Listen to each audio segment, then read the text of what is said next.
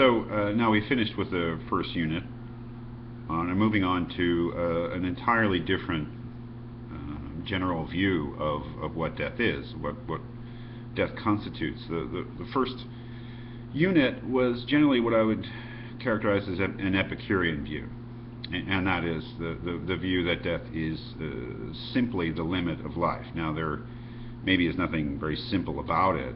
We think about the difficulties conceptually in trying to characterize what a limit is and what kind of limit death is, but I would say that all three of our first readings shared that view that death constitutes annihilation. That is, that there is nothing left of the person after death.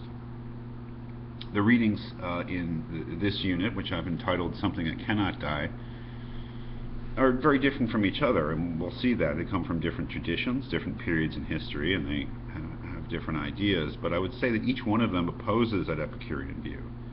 That is, that each one of them opposes the idea that death is the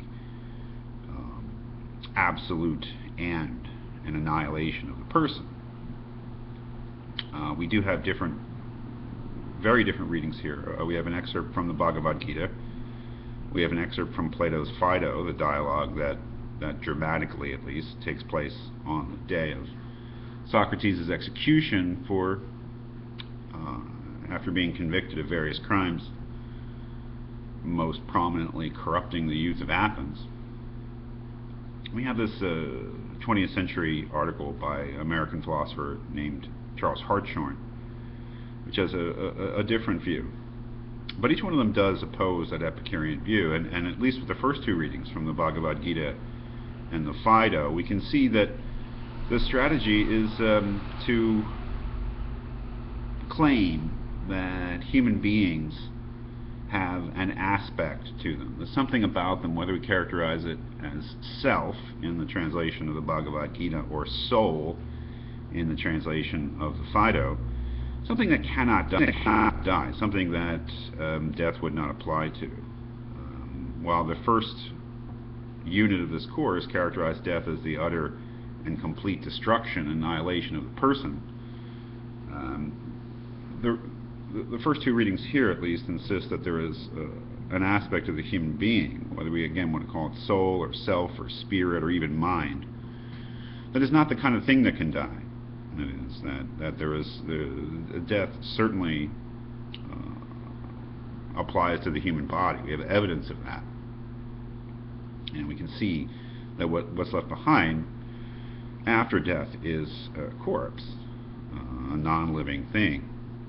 But at least the Bhagavad Gita and the Phaedo present a view in which there is an unseen and much more important part of the self, which is not affected by death. So death is not characterized as an annihilation of the person, but as a separation of these two fundamental aspects of the human being, of the mind or soul or self, and the body.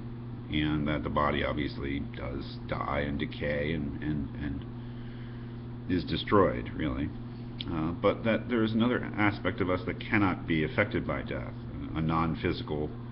Plato calls it the non-visible, the invisible, or the unseen.